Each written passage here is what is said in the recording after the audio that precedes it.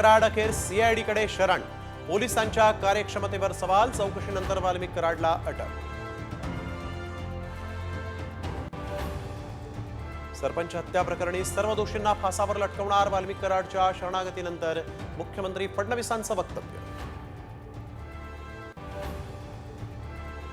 वाल्मिक कराड खंडणीचा नव्हे खुनाचा आरोपी, त्याला मोक्का लावा, सुरेश धस आणि संभाजीराजे छत्रपती यांची मागणी।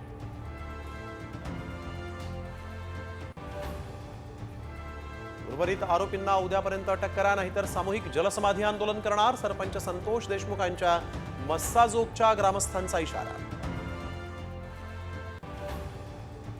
अभिनेत्री प्राजक्ता माळीकडून आमदार सुरेश धस यांच्या वादावर पडदा, माफी मागितल्यामुळे पुढील कारवाई करणार नसल्याचं प्राजक्ता माळींकडून स्पष्ट।